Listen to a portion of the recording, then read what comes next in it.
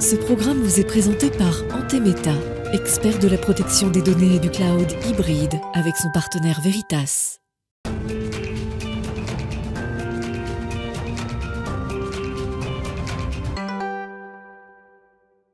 Bonjour et bienvenue à tous dans Smart Tech. Alors aujourd'hui, on n'en parle pas beaucoup de cette traduction automatique. Pourtant, elle est un enjeu stratégique dans plusieurs domaines pour la collaboration internationale par exemple, mais aussi pour la localisation de contenu, les plateformes de e-commerce global ou encore la veille électronique mondiale. Tant et si bien que les plus grands acteurs du numérique aujourd'hui sont positionnés sur ce secteur et on recevra aujourd'hui dans Smart Tech Vincent Godard qui est le PDG d'un mastodonte du secteur en matière de traduction automatique, le poids lourd historique et qui est français. Ce sera votre interview dans quelques instants, Vincent Godard. Ensuite, autre sujet sensible au niveau mondial, dans Smart Tech, on va parler de la gestion de l'eau avec deux solutions françaises qui travaillent à relever ce défi de la qualité de l'eau potable. Et puis on retrouvera notre rendez-vous avec le monde de la donnée pour se poser cette question, comment s'assurer que ces données soient et demeure au service des humains et continue de servir l'intérêt général. Mais tout de suite, c'est l'interview, on parle de traduction automatique.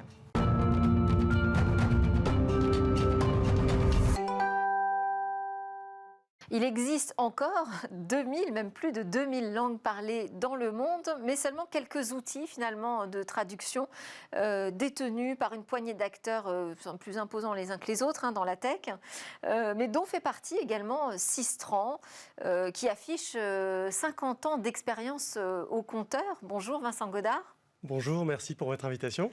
Vous êtes le tout nouveau PDG de Sistran, mais c'est une entreprise que vous connaissez depuis très longtemps. Je disais acteur historique sur le marché de la traduction automatique. On peut se demander pourquoi ce secteur est aussi stratégique alors qu'on voit que l'anglais se généralise partout presque sur la planète. Aujourd'hui, on peut se passer de notre langue nationale pour échanger entre nous. Et pourtant, on voit de gros acteurs positionnés sur ce secteur. Rappelez-nous quand même, quels sont ces enjeux stratégiques de la traduction aujourd'hui ? Alors, j'ai d'abord rebondir sur votre remarque sur l'anglais. En fait, plus de la moitié des internautes aujourd'hui dans le monde sont situés en Asie, avec un niveau d'anglais qui est sans doute très faible. Il n'empêche qu'ils veulent avoir accès à des contenus qui sont potentiellement, qui viennent d'autres parties de la planète. Donc, tout le monde a envie de lire, d'avoir accès à des contenus plutôt dans sa langue maternelle. Et du coup, accéder à ces contenus nécessite de les traduire. Et en revanche, ces contenus ils sont en explosion constante. Il y a plus de 2 milliards de sites Internet. Et je crois qu'ils s'en créent un nouveau toutes les 3 secondes. Donc ça fait une masse de contenus sans cesse croissante. Et il y a un enjeu pour les traduire, quelle que soit finalement la nature de ces contenus. Et aujourd'hui, finalement, c'est presque suivre le mouvement d'Internet, c'est-à-dire cette globalisation de l'accès à l'information, il faut qu'elle s'accompagne d'une globalisation de la traduction. On en est où en matière d'état d'art de la traduction automatique ? Alors effectivement, Sistran a un peu plus de 50 ans d'âge et a vécu finalement toutes les évolutions de la technologie en matière de traduction. Ça a commencé avec des systèmes à base de règles où il fallait décrire dans le détail tout le vocabulaire, la syntaxe, la grammaire, pour passer ensuite à des systèmes basés sur des statistiques, pour enfin arriver, depuis maintenant 5-6 ans, à des moteurs qui s'appuient sur de l'intelligence artificielle. Ouais, et ça change quoi et ça apporte quel niveau de qualité aujourd'hui ? Alors ça a tout changé en fait. Et moi j'ai effectivement travaillé, vous aviez dit que je connaissais déjà cette entreprise, j'ai travaillé il y a une dizaine d'années, pendant 4 ans, en tant que directeur commercial et j'y suis donc retourné il y a tout juste une semaine. En tant que PDG ? En tant que PDG. Et force est de constater qu'il y a eu une sorte de saut quantique dans la qualité de la traduction ces dernières années, avec l'arrivée de ces réseaux de neurones. Et en fait, en s'appuyant sur l'intelligence artificielle, on arrive à entraîner ce qu'on appelle des modèles de traduction. Donc un modèle de traduction, c'est un outil qui va permettre de passer d'une langue à une autre pour un domaine particulier et qui sont extrêmement pointus et qui, quelquefois, ne permettent pas de faire la différence avec la traduction d'un humain. Et c'est pour ça, c'est parce qu'il faut des réseaux de neurones, comme on dit, enfin de l'IA et beaucoup de bases de données, qu'il y a si peu d'acteurs aujourd'hui qui sont pertinents sur ce marché ? Alors c'est assez compliqué effectivement, il faut maîtriser cette technologie, celle des réseaux de neurones artificiels, mais il faut aussi avoir de l'expertise linguistique.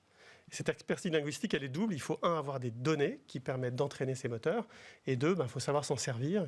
Et donc, c'est la conjonction de ces deux choses, de ces deux compétences qui permettent de créer ces moteurs de traduction. Et alors, pour revenir sur les enjeux de ce secteur, il n'y a pas que les internautes qui ont envie d'avoir accès à tous les contenus de la planète. Il y a les entreprises pour qui c'est un enjeu hautement stratégique, la traduction. Je disais en introduction, collaboration internationale, localisation de contenu. On peut aussi penser à la modération des contenus. Est-ce que vous arrivez à travailler même jusqu'au plus petit dialecte aujourd'hui ? Alors, effectivement, il y a une grande... On sait que Facebook a eu de grandes problématiques, enfin en tout cas c'est ce qui a été affiché, pour réguler certains contenus du fait de l'utilisation de dialectes qui n'étaient pas bien maîtrisés par l'IA. Alors, effectivement, il y a, vous le disiez tout à l'heure, à peu près 2000 langues qui sont parlées dans le monde et potentiellement tous les gens qui parlent ces langues-là peuvent être des internautes. Cela étant, pour une société comme la nôtre, qui s'adresse plutôt à un marché de professionnels, on s'est focalisé sur aujourd'hui 55 langues, ce qui permet déjà de faire un très grand nombre de combinaisons, vous l'imaginez. Ça veut dire que vous n'êtes pas le fournisseur de la technologie auprès de Facebook pour sa modération. Non. Facebook s'occupe avec sa propre technologie et effectivement, c'est quelque chose d'important pour eux. Systématiquement, maintenant, quand vous êtes sur Facebook et que vous visionnez un contenu qui n'est pas dans votre propre langue, il va vous proposer une traduction avec sa techno. Ce qui est intéressant aussi de noter, c'est que Sistrans est né en Californie, mais c'est une entreprise française. C'est ça qui est assez surprenant parce que les mouvements se font généralement dans l'autre sens. Effectivement, Sistrans, qui avait été créé aux États-Unis en 1968, a été racheté dans les années 70 par un industriel français qui était dans la robinetterie. Donc c'est quelque chose d'un petit peu improbable. Mais depuis, l'entreprise s'est bien implantée en France et a prospéré et maintenant a des filiales non seulement aux États-Unis, mais également en Corée, au Mexique et au Japon. Alors pourquoi c'est intéressant que ce soit une entreprise française ? Parce que ça vous permet aussi de travailler sur la question de la souveraineté numérique qui est maintenant porté par un ministère en France, donc on voit ô combien c'est un sujet majeur. En quoi les outils de traduction automatique sont à ce point importants si on veut préserver cette souveraineté numérique ? Je crois qu'il y a plusieurs facteurs. Il y a un des facteurs qui sont tout simplement liés au fait qu'on est en Europe un assemblage de pays où de multiples langues sont parlées. Donc il est vraiment important, si on veut que l'Europe fonctionne, de pouvoir coopérer d'une langue à l'autre. Mais pour ça, on pourrait utiliser les outils, je ne sais pas, d'un Google par exemple. Alors, ça pose un certain nombre de problèmes. Alors lesquels ? Utiliser les outils qui sont en libre service, on va dire, sur Internet, même si nous-mêmes, nous proposons au grand public un service qui s'appelle Sistrans.net, que je vous engage à utiliser, qui est sans doute meilleur que Google sur certaines langues. Je testerai. Moi, j'aime bien Grammarly aussi. Après, les enjeux, si vous voulez, quand on est un professionnel, il y a deux dimensions qui sont importantes à prendre en compte. La dimension de la sécurité. On n'a pas forcément envie d'envoyer à Google des informations sur un contrat qu'on est en train de négocier entre deux entreprises. Et il y a un deuxième enjeu qui est celui de la qualité de traduction. Quand on est sur un domaine précis, un domaine médical, un domaine juridique, etc., on n'a pas envie on a envie d'avoir une traduction de la meilleure qualité possible qui prend en compte la façon de parler, qui prend en compte la terminologie spécifique à ce domaine d'activité. Et nous, notre capacité, c'est de fournir justement des domaines spécialisés par domaine dans un environnement sécurisé. Donc on répond vraiment aux demandes des professionnels grâce à ces deux facteurs. Et la langue maîtresse dans votre outil, c'est pas forcément l'anglais en fait ?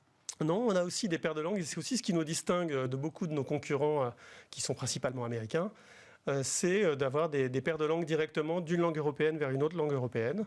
Et du coup, toujours pareil, avec une meilleure qualité. Parce que si on passe de l'espagnol à l'anglais, puis au français, bien évidemment, il y a de la déperdition au passage.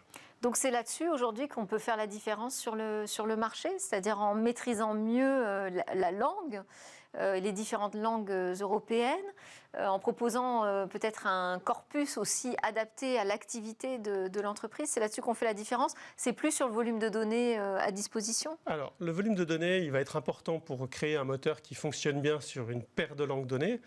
Après, si on veut le spécialiser, il faut effectivement des corpus spécialisés. Et là, nous, on va travailler à justement construire ces corpus avec des partenaires et également avec nos clients. On va utiliser les données de nos clients. Ils ont déjà traduit des textes, donc on va utiliser ces textes traduits pour entraîner nos moteurs et du coup avoir un niveau de qualité qui est Et vos clients sont Vraiment qui, par utile. exemple, aujourd'hui en Europe?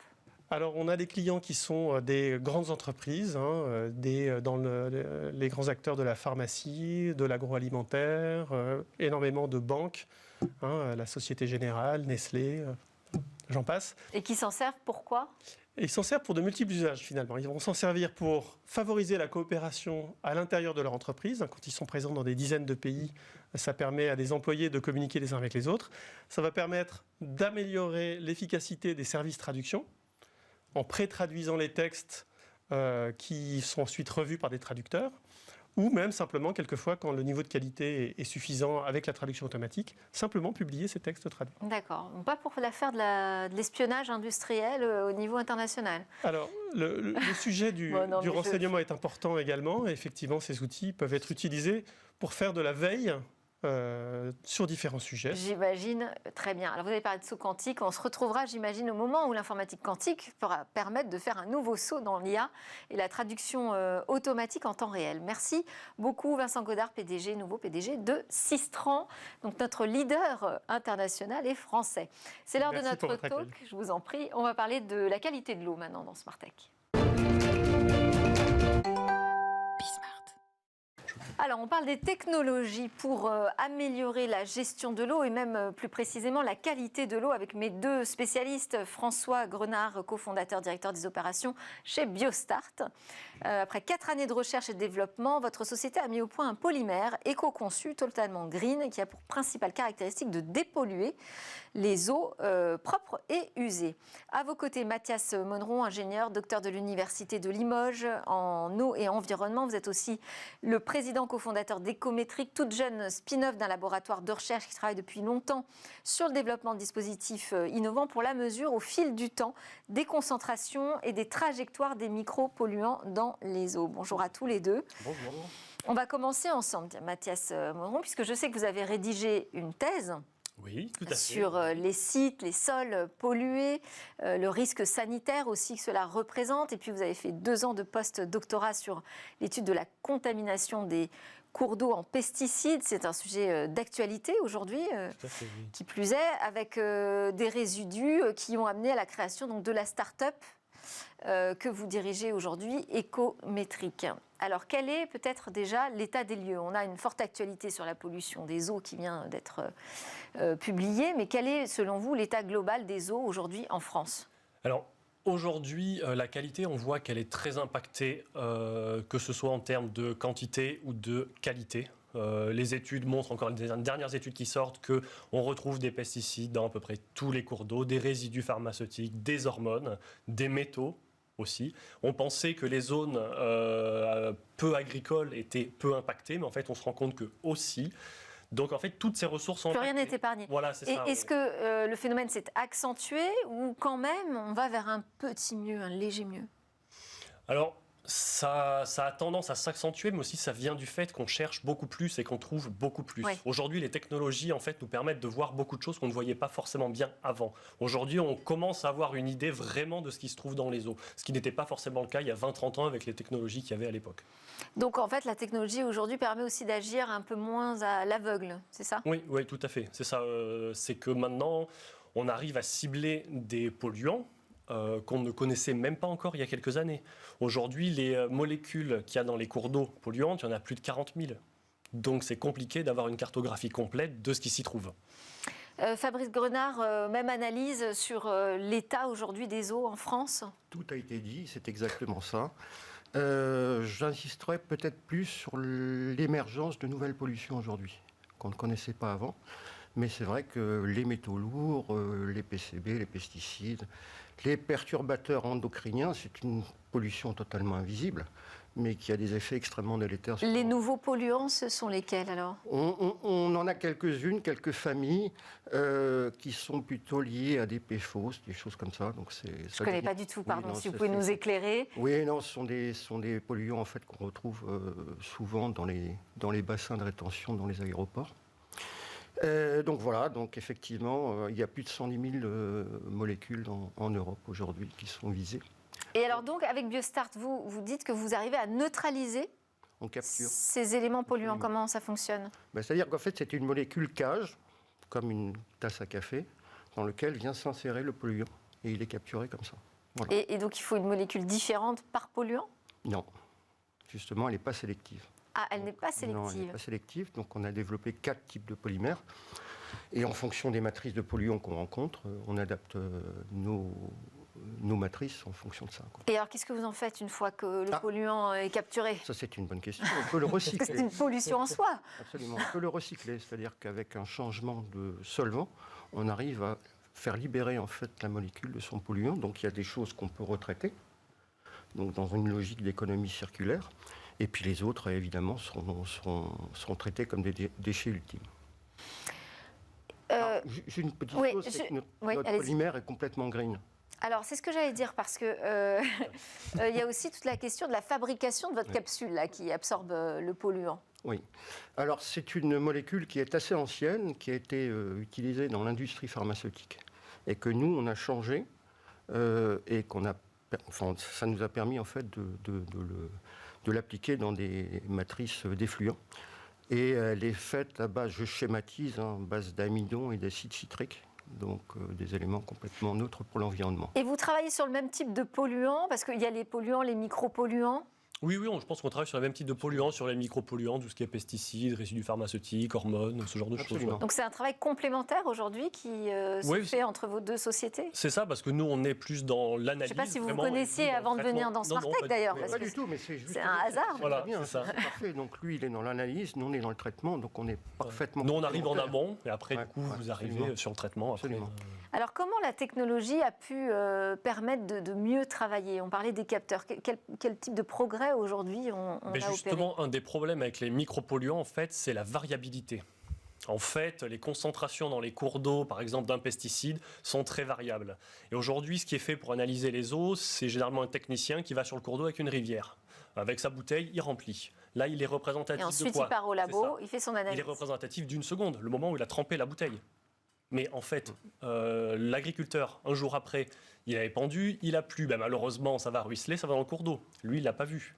Nous, en fait, on a des capteurs qu'on va laisser dans les masses d'eau pendant une quinzaine de jours. Mais stable, fixe? Oui, stable, accrochés à un arbre, où on les accroche. Et pendant 15 jours, ils vont accumuler tout ce qui passe. Donc en fait, ils permettent de voir la vie du cours d'eau pendant 15 jours. Et pas, en fait, d'être là juste à une seconde. Et ce sont des récipients qui permettent de... C'est des dispositifs où l'eau passe à travers, oui, et puis au travers une poudre, et ça reste sur cette poudre. Après, on part en laboratoire, on analyse. D'accord. C'est juste la question, où est l'innovation et la technologie? C'est juste une autre façon de penser que vous me décrivez. C'est une autre façon d'aborder, en fait, la qualité des eaux. C'est une technologie qui existe dans les laboratoires de recherche depuis une dizaine d'années, mais qui était vraiment très cantonnée aux laboratoires de recherche. Et nous, avec Ecometrics, ce qu'on a voulu, c'est faire sortir cette technologie des laboratoires, pour en fait la proposer aux collectivités. Baisser les coûts? Comment? Baisser les coûts, c'est ça? Alors oui, déjà baisser les coûts, mais surtout en fait fournir la prestation de service globale et pas juste faire de la recherche avec. Dire aux collectivités, nous on a cette technologie, on peut vous la mettre à disposition.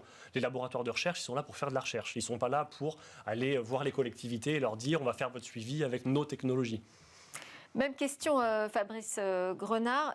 Qu'est-ce que la technologie vous a permis d'améliorer? Alors, dans le cadre en fait, du traitement de l'eau, et notamment le traitement tertiaire, il y a des technologies qui existent depuis longtemps, le charbon actif, le système membranaire, mais ce sont des technologies qui sont chères. Donc nous, ce qu'on voulait... Le charbon, c'est cher? Le charbon actif, oui, parce qu'il faut le retraiter derrière. D'accord. Donc dans la chaîne de valeur, c'est relativement cher. Nous, ce qu'on a voulu, dès le départ de Biostart, c'est trouver en fait un modèle économique qui soit viable. C'est-à-dire qu'en fait, c'est vous qui payez la facture d'eau, donc le traitement. Donc il ne faut pas que ce soit trop impactant pour l'usager.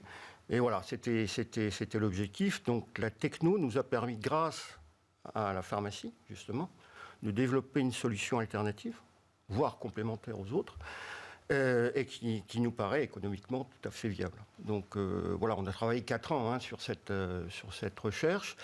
On a travaillé en partenariat avec des facultés et des industriels de la chimie verte. Donc voilà, on a mis au point ce polymère-là. Et aujourd'hui, ça veut dire qu'on peut poser ce dispositif auprès de bassins industriels sans frais supplémentaires, c'est ça? Alors si, il y aura quand même un surcoût, ça c'est évident, puisque le traitement coûte cher, mais enfin... oui, on pourra en fait clipser notre modèle en fin de traitement avant le rejet dans le milieu. Donc l'eau va passer... Une sorte de filtre. Voilà. L'eau va passer sur notre polymère, va être débarrassée de ces micropolluants et va être rejetée dans le milieu naturel. Et ça peut s'adapter à n'importe quelle industrie, n'importe quel type de site. Absolument. Et quand vous parlez au futur, ça veut dire que pour l'instant, on est encore dans le concept ? Non, on n'est plus dans le concept. Là, on est en train de mettre au point des pilotes industriels chez nos clients. Et on souhaite commercialiser en fait nos solutions à partir de 2023. Mais là, on teste les pilotes en conditions réelles. De votre côté, est-ce que le fait de changer la méthode finalement et la manière de comprendre où sont les polluants, leur évolution, leur cycle de vie, est-ce que vous pensez que ça peut être porteur aussi d'innovation ?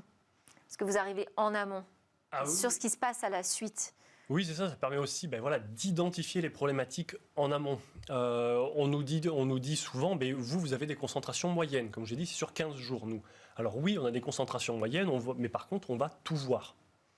Et c'est ça qui est important. Aujourd'hui, en fait, on passe à côté de beaucoup de choses et beaucoup de solutions, du coup, parce qu'on ne voit pas ce qu'on cherche. Parce qu'on n'était pas là au bon moment, parce que le technicien arrivait 1 heure après, ou ce genre de choses.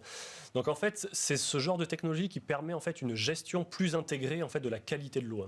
Ça permet vraiment d'avoir une vision globale de la qualité. Ça pose la question de qu'est-on capable derrière de faire ? Parce que ce qu'on ne voyait pas, ce qu'on ne connaissait pas, est-ce qu'on est capable aujourd'hui de le traiter ? Eh bien, c'est pour ça que vous êtes là, du coup. Absolument. Oui. Et c'est ça ouvre en fait, on voit cette molécule, on ne sait pas comment faire.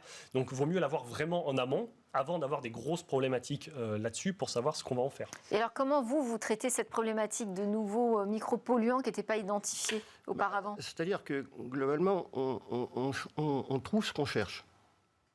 Et on ne cherchait pas forcément toujours au bon endroit. Donc, et alors là, quand vous avez Ecométrique qui arrive et qui vous dit celui-là, vous ne l'avez pas identifié, qu'est-ce qui se passe de votre côté ? Alors, de notre côté, nous, on est capable de le traiter, évidemment, de supprimer cette pollution. Mais comment ? Moi, ce que je voudrais qu'on arrive à rentrer quand même dans votre système, dans votre schéma d'innovation. Le principe même, oui. C'est de la capture. Donc, on prend notre molécule, on fait passer le polluant sur notre molécule et il est capturé. Oui, mais il peut ne pas l'être. Enfin, je ne sais pas, j'imagine que ça ne marche pas forcément à tous les coups. Non, ça ne marche pas sur tous les micropolluants, mais globalement sur les métaux, par exemple. Et donc, qu'est-ce qu'on peut faire ? C'est là où je vous intéresse sur votre technologie. Qu'est-ce qu'on peut faire pour travailler sur l'adaptation aux nouveaux micropolluants qui n'étaient pas jusqu'ici capturés ? Mais ça, c'est le travail des industriels, notamment nous, de continuer à faire notre recherche et développement pour pouvoir effectivement adresser le plus de micropolluants possible. Pour l'instant, on en est sur les familles identifiées comme prioritaires, donc les métaux lourds, etc. On en a combien aujourd'hui de familles identifiées ? Écoutez, aujourd'hui, on en a 40 qui sont identifiées comme prioritaires et éradiquées. C'est la directive européenne qui le dit aujourd'hui, puisque la législation est essentiellement européenne dans ce domaine-là. Mais demain, on aura des micropolluants émergents, donc pour l'instant... Ça évolue tous les ans. Les listes de priorité évoluent tous les ans, de toute façon. 40 par rapport à ce que vous captez, ça représente quoi ? Pas beaucoup. Ouais. Pas beaucoup, parce que nous, on capte énormément de molécules, mais on n'analyse pas non plus tout derrière. Comme elle disait, c'est qu'on trouve ce qu'on cherche. Oui. Nous, on peut en chercher à peu près 200. Entre pesticides, résidus pharmaceutiques et hormones. Après, pareil, nous, notre liste aussi, tous les ans, on augmente le nombre de molécules qu'on analyse. Et en fonction de quoi, alors ? En fonction des demandes des industriels ? En fonction des demandes et en fonction aussi des thématiques que l'on voit dans la recherche. Parce que la recherche est quand même un petit peu en amont sur les problématiques industrielles. Et la recherche a identifié quelques molécules qui pourraient potentiellement poser problème. Et nous, du coup, on se positionne là-dessus. Sur la recherche. Et comment vous avez réagi alors face à cette actualité de la découverte de micropolluants qui sont interdits depuis déjà des années ? Nous, on les voit tout le temps, de toute façon. Nous, ça n'a pas été une découverte. C'est une découverte peut-être pour les gens qui ne sont pas initiés. Oui. Mais quand on est dans le domaine... Voilà, on est dans le domaine de l'illégalité quand même. Ah mais complètement. Ah bah oui. Je vais vous citer un exemple sur lequel on va travailler. C'est l'histoire de la chlordécone dans les Antilles. Voilà un pesticide qui avait été utilisé dans les bananeraies et qui a été interdit en 1991 et qui perdure aujourd'hui. Ça veut dire que dans certaines villes en Guadeloupe et Martinique, on ne peut plus boire de l'eau potable, du robinet. Donc il y a des durées de demi-vie, ce qu'on appelle les durées de demi-vie pour un polluant. Alors attendez, parce qu'il a été interdit, il n'est plus utilisé depuis 30 ans. Absolument. Mais on en trouve encore des résidus aujourd'hui. Absolument, et qui ont provoquer en fait des malformations pour le fœtus, des cancers, etc. Donc on trouve 30 ans après des choses... Et ça, c'est pas parce que il y a une faille dans le respect de la législation. C'était autorisé avant, ça l'est plus, mais ça perdure. Après, il y a des imports quand même entre pays européens qui font que des fois on retrouve des pesticides qui sont interdits en France Absolument. et pas dans un autre pays, et du coup... Et ça, vous tracez par-delà les frontières, parce que quand vous dites que vous suivez le parcours de ces micropolluants, vous allez où? C'est juste à l'intérieur des frontières françaises? Ah ben pour l'instant, on travaille en France, oui. Après, si on a des contrats transfrontaliers, là, ça serait vraiment intéressant de suivre sur toute la vie d'une rivière, en fait, du départ jusqu'à l'exutoire. Et là, on verrait vraiment quel territoire va impacter le cours d'eau. Et alors, qui sont vos commanditaires? Alors, on a des collectivités.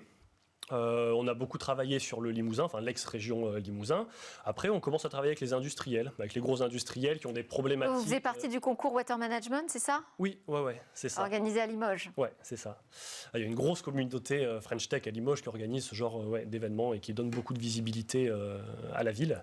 Et aussi, comme je disais, des industriels, des gros industriels qui ont des problématiques sur leur filière de traitement des fois et qui n'arrivent pas en fait à arriver au bon moment pour trouver leurs polluants. Du coup, nommer nos capteurs qui restent pendant 15 jours et on arrive justement à les aider. Parce qu'ils ont identifié des polluants. Ils ont identifié des problèmes. Ils ont vu qu'il y avait quelque chose qui n'allait pas. Mais à cause de quoi ? Ils ne sont pas forcément capables de le savoir. Et les agences environnementales travaillent avec vous? Enfin, comment vous collaborez? Alors nous, on est porté par le ministère de l'Environnement aujourd'hui, par une partie de l'Europe, et puis par la Fondation Solar Impulse. Et ce qui nous permet aujourd'hui d'avoir en fait des projets transfrontaliers. Solar Impulse, c'est le projet d'avion solaire. Hein. Bertrand Piccard, oui. Bertrand Piccard, tout à fait. Il a lancé un appel au projet il y a quelques années sur les 1000 solutions qui seraient présentées au monde entier, et notamment à l'ONU. Et donc on a été labellisé grâce à ça. Et puis voilà, donc c'est vrai que sur le plan de la communication, on essaie un peu grâce à ce genre de concours et de... On a besoin de plus de communication sur ce sujet. Ah oui. Pourtant, il y a une conscience quand même mondiale. Oui, mais il faut de la communication aussi vulgarisée. Il faut que les gens comprennent ce qu'on dit. Il ne faut pas qu'on soit des lanceurs d'alerte à parler de telle ou telle molécule sans vraiment que les gens comprennent. C'est ça le problème, c'est qu'on est noyé sous l'information entre le réchauffement climatique, la pollution, ce genre de choses. Mais c'est trop d'informations, pas forcément vulgarisées et apportées de la bonne façon. Et je dirais que... Vous allez montrer qu'il y a des solutions. Oui, et le traitement des micropolluants, en fait, c'est une pollution invisible. On ne la voit pas. Ouais, Donc elle n'est pas probante pour le citoyen, mais c'est une pollution qui a d'énormes effets. Mais ça conditionne quand même l'accès à l'eau potable. Oui, mais ça, les gens ne s'en rendent pas compte. Même, on voit qu'on est sur des périodes de sécheresse avec des restrictions d'eau. Mais les gens, tant qu'ils ont de l'eau au robinet, ils ne vont pas forcément se dire, en fait, il y a quand même beaucoup de problèmes pour qu'on ait de l'eau là. Est-ce que vos solutions permettent d'éviter de rajouter du produit chimique sur du produit chimique? Ah oui, complètement. Complètement, puisque notre solution est totalement green. Bon, merci beaucoup à tous les deux. Merci un peu d'espoir aujourd'hui dans Smartech pour dépolluer les eaux. Fabrice Grenard, cofondateur et directeur des opérations chez Biostart, et Mathias Monneron, président cofondateur d'Ecométrique. Juste après la pause, on se retrouve dans Smartech pour parler du monde de la donnée et ses contours juridiques.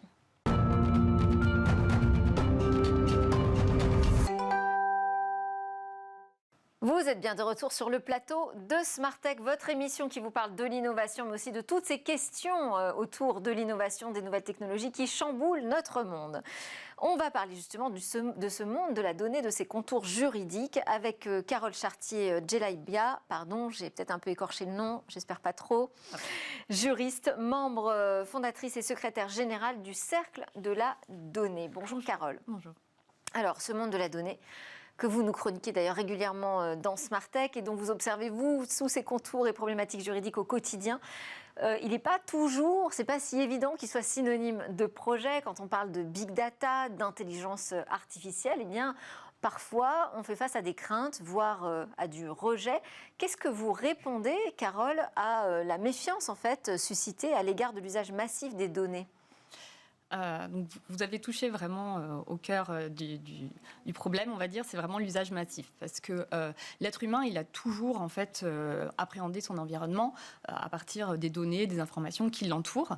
Mais c'est vrai que par le passé, quand par exemple on utilisait, je sais pas, Excel pour traiter de l'information et qu'on l'extrayait, ça faisait beaucoup moins peur. Donc aujourd'hui, je pense que c'est vraiment cet usage massif de données, donc le big data, l'augmentation de la puissance de calcul qui font qu'on a changé d'échelle considérablement. Et puis donc du coup, c'est cette généralisation et le fait qu'on a l'impression que ça nous dépasse et peut-être qu'on perd le contrôle. Donc, je comprends les craintes, elles sont parfois fondées. C'est vrai que certains, parfois, brandissent quand même des scénarios qui font penser à certains scénarios catastrophes d'œuvres de science-fiction. Et qu'il ne faut pas forcément progresser. Mais alors, quels sont ces domaines où ça vous semble vraiment évident qu'on doit se poser ces questions sur ce recours massif aux données? Ce qu'il faut garder à l'esprit déjà, c'est que la technologie en tant que telle, elle est neutre. En fait, c'est l'usage qu'on va en faire qui va être bon ou mauvais. Et si, plutôt que de rejeter en bloc ce progrès, on regarde, on va voir qu'il y a des progrès indéniables dans pas mal de domaines. On pense à la santé, puisque les données, le big data, c'est comme une manne pour la recherche scientifique, la recherche médicale. Ça va faire progresser, on va pouvoir prédire les épidémies, lutter contre les épidémies. Un exemple assez flagrant quand même, c'est en termes de diagnostic, par exemple diagnostic du cancer. Il y a une étude publiée récemment qui a montré que l'intelligence artificielle était, pour donc, diagnostiquer le lymphome, plus performante que l'œil du médecin. Donc ce serait quand même dommage de se priver de tout ça. On peut parler aussi de l'agriculture avec le défi qui va se poser dans les années à venir, vu qu'on prévoit d'être à peu près 9 milliards d'êtres humains sur la planète d'ici à 2050. Donc il faudrait faire progresser d'environ 70% la production agricole. Donc là encore, le fait de mettre des capteurs dans les exploitations agricoles, de pouvoir accéder à des données, de les traiter via l'IA, ça va permettre de gérer les ressources en eau, de gérer la fertilisation des sols, des choses comme ça. Enfin, peut-être un dernier exemple, ce serait dans le domaine automobile, où là, en matière de sécurité routière, la généralisation de l'automatisation des véhicules peut faire peur, mais c'est vrai que le fait de pouvoir anticiper, améliorer la qualité des véhicules, améliorer la sécurité aussi des infrastructures, tout ça, quand on sait que 9 accidents sur 10 sont causés par une intervention humaine, c'est quand même plutôt favorable au progrès.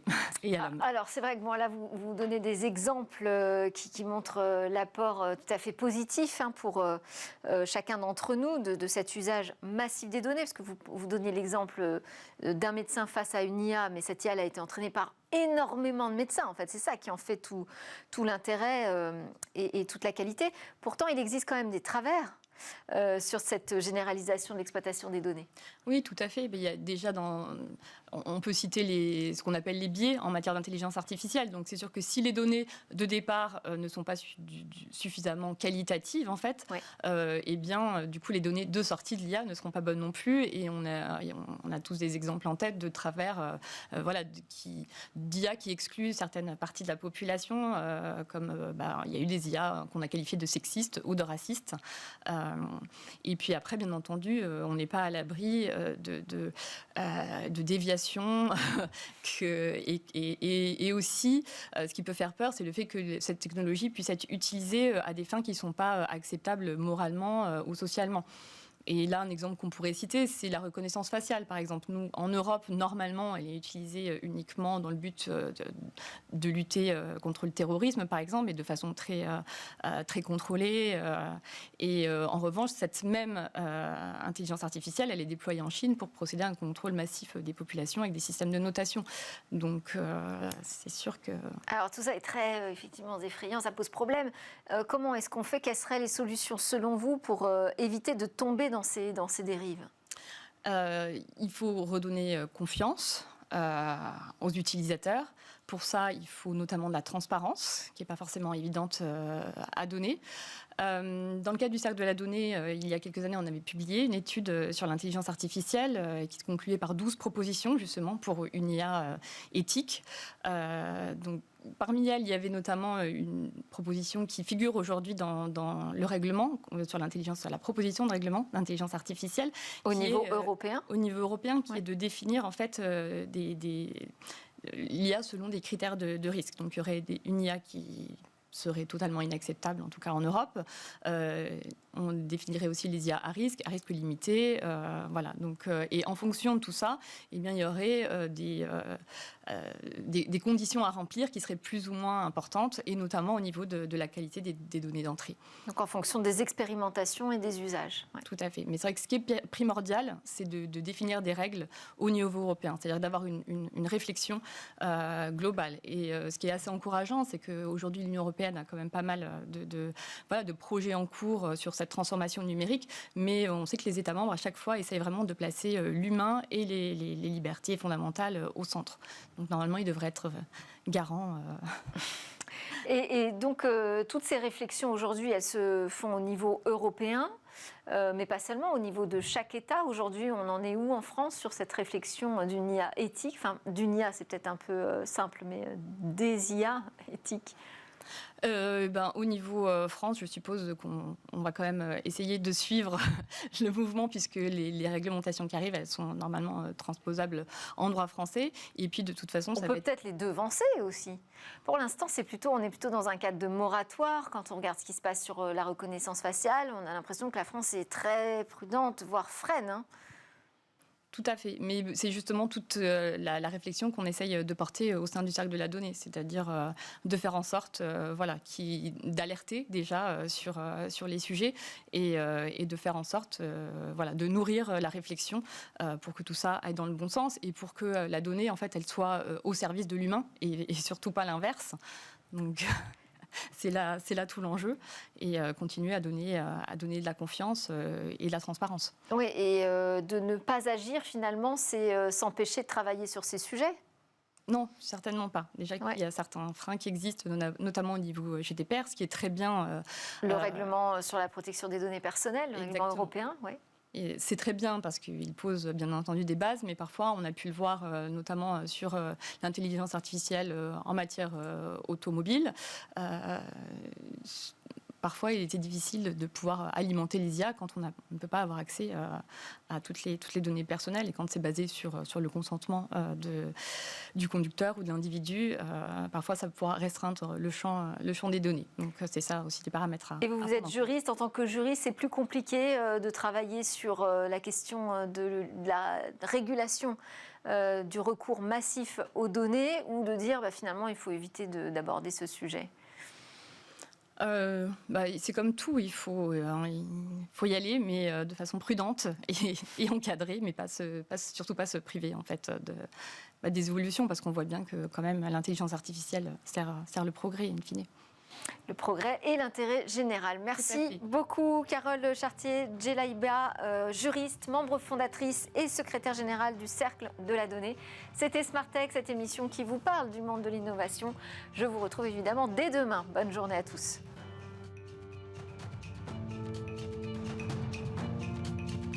Ce programme vous a été présenté par Antemeta, expert de la protection des données et du cloud hybride avec son partenaire Veritas.